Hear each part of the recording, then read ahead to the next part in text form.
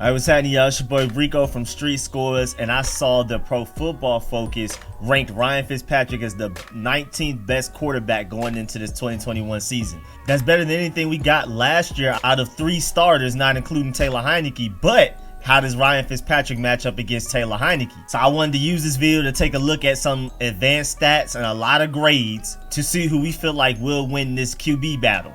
Ryan Fitzpatrick easily has the lead right now. I mean, if you're just looking at straight salary with him making $10 million this year and Taylor Heinicke making $2 million, but you never know what happens in training camp, y'all. So let's get it.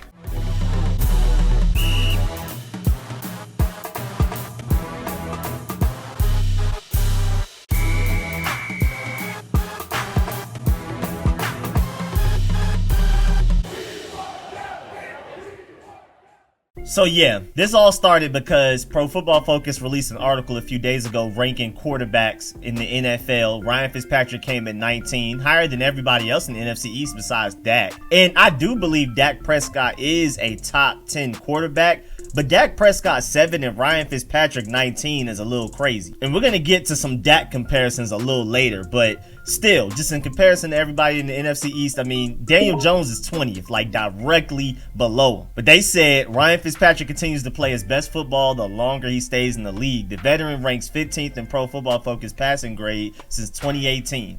Last year in Miami, he had the team rolling until Brian Flores took the QB room for a roller coaster ride. It's rare for a veteran quarterback placeholder to join a solid football team, but this will be the best team Fitzpatrick has been on in quite some time, in my opinion, ever. And Fitzpatrick brings energy, leadership, and a wealth of knowledge to a locker room, but his Achilles heel is protecting the football. If he's able to play smart and deliver on explosive plays, Washington will be a playoff contender. And he finished with a 75.1 Pro Football Focus grade last year, which was ranked 19th. And then just some random interesting stats. Ryan Fitzpatrick has started 146 games. The rest of the NFC East combined has started 99. But what I like about this Ryan Fitzpatrick move is that we built our offense around him. Like, this offense is literally for Ryan Fitzpatrick. I believe it could be for Taylor Heinicke as well, but like Ryan Fitzpatrick, everything we've done with all of this speed we've gotten, I mean, Mark Phillips put it perfectly. Us adding speed adds to Ryan Fitzpatrick's strengths in 3 ways. 1, we stretch the field well. 2, it'll provide explosive plays. And 3, we have guys that can catch guys running interceptions back. Remember that Terry McLaurin run down on Jalen Smith after that Alex Smith interception. Now we have Dyami Brown and Curtis Samuel that can do the same thing as well.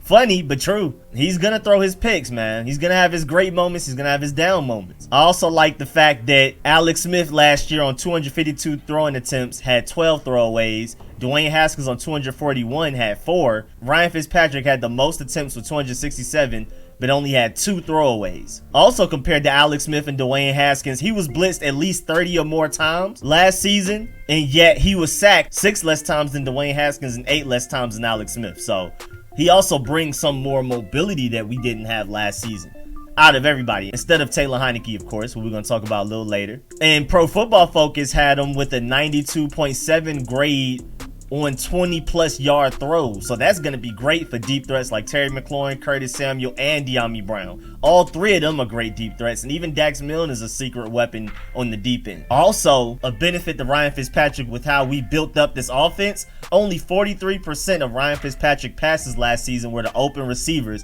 and that was the 2nd lowest in the NFL. But he also had the 2nd highest rate of accurate throws last season. So basically doing the most with the least. Also, he had the 2nd fastest average time to throw in the NFL last season with 2.37 seconds. So whether our offensive line is good, great, whatever, we have the 2nd quickest hike to throw quarterback in the NFL. And then going back to Dak Prescott, over the past 2 seasons, Ryan Fitzpatrick is at a 71.5 total QBR. Dak Prescott is at a 73.8. It's not even a huge difference. And they have both been top 7 in the NFL over these past 2 seasons in QBR. So according to QBR, these past 2 seasons, Ryan Fitzpatrick and Dak Prescott are both top 7 quarterbacks. And Ryan Fitzpatrick had the 5th highest QBR out of any quarterback in the NFL last season alone. And even better, Ryan Fitzpatrick is kind of an NFC East killer.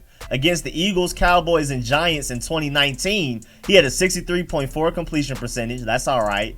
673 yards, that's pretty good. 12.94 yards per reception, that's really good. A 5-to-1 touchdown to interception ratio, that's really good. And a 104.37 passer rating, which is also really good. So he's an NFC East killer. It's great to have him on our side. Also, Ryan Fitzpatrick will throw to his #1 targets. TJ Houshmandzadeh had 137 in one season. Stevie Johnson at 148, 141, and 134 another season. Andre Johnson at 146 one season.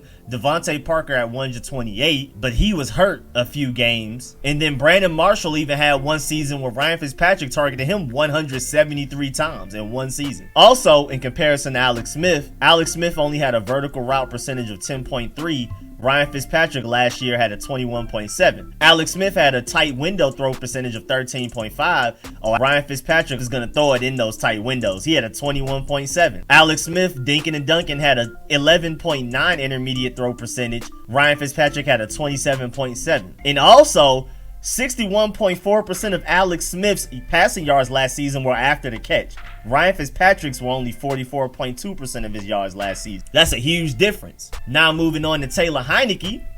First of all, I'm not sure if people know this, but Taylor Heinicke is the same age as Derek Carr and Jimmy Garoppolo, which is 28 years old. I'm not sure if many people know that. A lot of people think that he's like this 22-year-old, but he's been around for a while. But he had an 82 overall 2020 grade last year, and that was the highest grade amongst any Washington quarterback last year that we ever threw out there. Alex Smith, Dwayne Haskins, Kyle Allen, easily the highest. And according to Pro Football Focus, 62.7% of Taylor Heinicke's throws last year were accurate, and only 5.1% were uncatchable. That's really good numbers, actually. And against the Buccaneers, he finished with a 92 overall grade. That's the highest single game grade for a Washington QB in nearly 14 years. And that was against arguably the best defense in the NFL last year. I mean, Taylor Heinicke's stat line for the Buccaneers was 26 of 44 passing, 306 yards, 1 touchdown, 1 interception.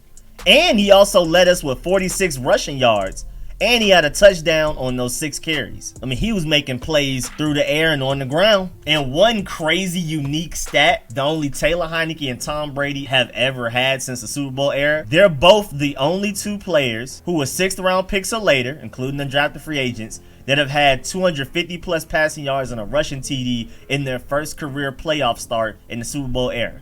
Tom Brady did it in 2001 in the divisional round versus Oakland. Taylor Heinicke did it against Tom Brady in the 2020 wildcard round. So out of all 6th round draft picks or later, Taylor Heinicke and Tom Brady are the only ones to have that stat. And also remember, his 92 grade against the Buccaneers was better than Drew Brees, Aaron Rodgers, and Pat Mahomes had against the Buccaneers throughout that playoff run. And that was also just the highest grade that any quarterback had in the entire playoffs. Like better than anything Tom Brady did, better than anything, again, that Aaron Rodgers, Drew Brees did, or any of those guys. He had the highest single game grade for any quarterback in the playoffs last year. And again, he did it against arguably the best defense in the NFL last year against Tampa Bay. But yeah, man, I just wanted to compare those two. Really intrigued by this, air quotes QB battle, because it definitely looks like Ryan Fitzpatrick has the lead as of right now. But Ron Rivera said that he's not going to make the same mistake he made last year and just let a guy run away with it, like just force it like Dwayne Haskins, how he pretty much won it even though he didn't necessarily deserve it or earn it yet. Ron Rivera has stated that there will technically be an open QB battle, but of course Ryan Fitzpatrick seems to be the starter as of right now. But it's going to be really interesting with these stats that I gave y'all, with this offense being built around Ryan Fitzpatrick and how he made so much out of nothing from last year with the offense around him, the defense around him, compared to what he's going to have with us this year. And then Taylor Heinicke, the 1.5 game wonder, doing all of that magic. We have to see if he can do it long term, if he can do it over the course of a few games, if he can stay healthy, durable, and all that type of stuff. But these are 2 really interesting figureheads at the QB position. And man, if we would have had Taylor Heinicke starting since week 1 last year, or Ryan Fitzpatrick starting week 1 since last year, how different things would have been, and how many more wins we would have had instead of just going 7-9. But But yeah, man, that's the end of this video. Please get in the comment section. Let me know how you feel about everything discussed here. Who do you feel like will win the QB battle? Who do you prefer to win the QB battle? Because those may be two different things. Maybe you love Taylor Heinicke, but feel like Ryan Fitzpatrick will end up winning the QB battle. Maybe because of some bias, because of the money he's making, because he's the assumed starter, because he's the assumed leader. He was a team captain coming from the Dolphins and things like that. So definitely get in the comment section and break those down. I will be in the comment sections reading and replying to those. And of course, man, please like this video if you liked it. If you learned anything, please subscribe if you haven't. Hit the bell next to the subscription button so you get a notification every time I release an informative and opinionated video like this one. And as always, man, I really appreciate all of the support, man. Big shouts out to everybody that donates to the channel. Big shouts out to everybody that's a sponsor, especially my Pro Bowl sponsors who names you see scrolling on the screen right now, man. I really appreciate y'all. A special shouts out to my one All-Pro sponsor in Jaden. I'll catch y'all later. I'm out.